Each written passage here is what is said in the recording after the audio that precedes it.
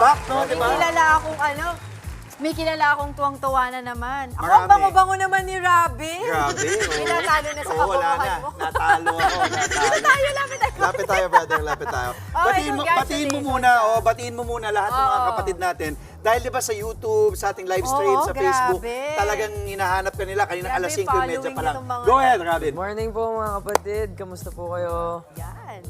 At umere na nga nung Lunes, nung May 19, nationwide nag-trending ang hashtag na mutya ng Section E.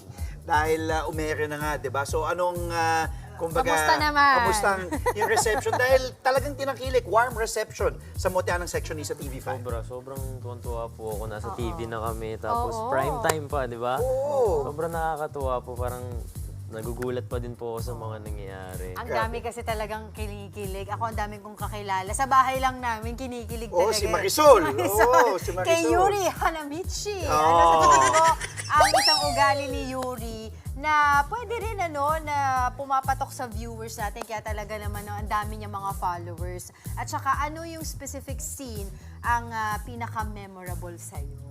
Siguro po sa ugali ni Yuri na pumatok sa viewers, kung paano po niya siguro pinaglaban si JJ. Yun. Tapos naman po, yung specific scene na siguro yung sa King's Ground po, yung fight scene namin ni Ni Andres. Ni Andres. Oh, anong Yun. pangalan ng character ni Andres? Kiefer po, Si Kiefer. Kiefer, si Oo. Kiefer. Kasi kayong dalawa ni Kiefer, ni Yuri, kayo yung nag-ano para kay JJ. Kay JJ, Opo. kay Ashton. Yun po yung oo. pinakapumatak Bakit mo sa- paborito yung eksenang yun? Kasi parang doon ko po nilabas yung Yuri na talagang paglalaban ko po. Yung parang wala nang best friend kumbaga. Oo. Inimagine ko po talaga na si Kiefer yung kalaban ko doon kahit hindi naman talaga siya. Talaga? Ganun din ba si Robin Angeles sa totoong buhay? Like paglalaban po yung tao. Oo, yun Oo talaga. po. Yun. Dami na naman kinikilig. Agang pakilig na naman ni Robin Angeles to. Totoo. Ang mutya ng Section E o AMNSE at pagiging Yuri ay naging breakthrough mo. Kumaga ito yung masasabi natin. Di ba, this is arguably. Dito ka nakilala. Oo, ito yung biggest break natin mo. Di ba? So, this is showbiz. Paano ito masasabi mo, Yuri tuloy? Kita mo talagang Yuri na tawag mo sa kanya Yuri na tawag eh, kay diba? Robin. Paano masasabi, Robin, that grabe nagbago talaga yung aking career, aking buhay dahil sa mutya ng Section E?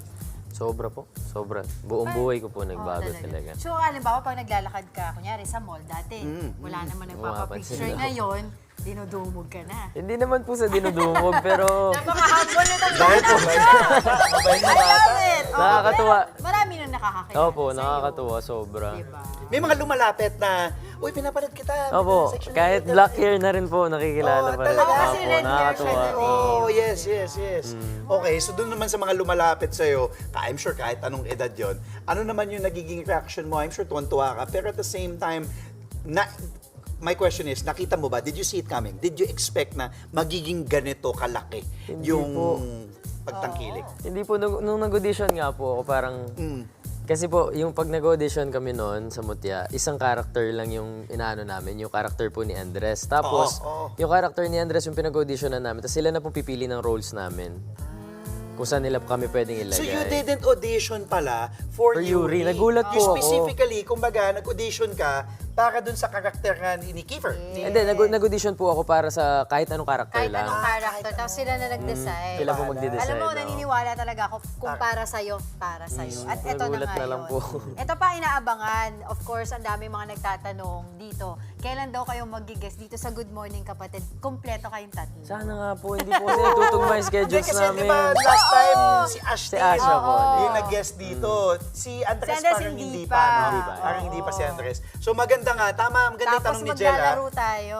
Sana po, May sana. game tayo. Yan, Makikita natin kung saan talaga papanig itong si Ashton.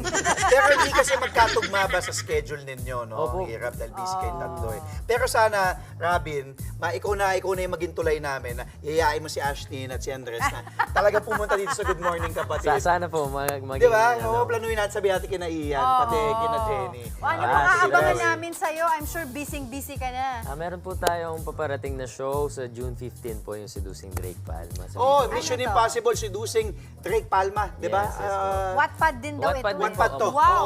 Oh, without giving away much kasi syempre baka konting teaser lang paapyaw tungkol dito. Yung kahapon, actually galing po ako sa taping at nagpakap po kami kahapon ng kanina ng mga Dumiretso ka na. 12 po kami nagpakap. Diretso lang po ako Ay, ganyan dito. talagang buhay, ano eh. Pero sobrang lalalim po ng scenes. Talaga.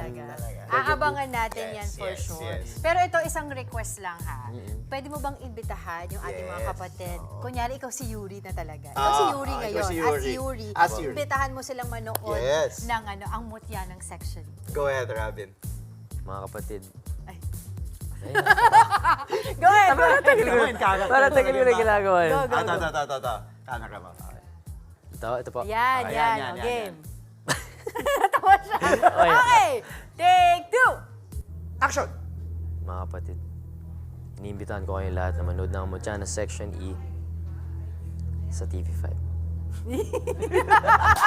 Nahiya siya. Ang cute niya talaga eh, no? Nahiya pa rin siya, pero ang cute. Pero kuha ko kung bakit ka tinatangkilik na dahil yung iyong charisma, iyong charm, talagang Sa mabait na bata. resonates, mabait, napakabait na bata. Yan. Good luck sa'yo and congratulations sa inyo. At next time ha, Ashtin, Yes po, sama-sama na. Andres, sama-sama kayo. Maraming salamat! Of course, mula sa Mutya na Section E, si Yuri Robin Angeles live on Good Morning Kapatid.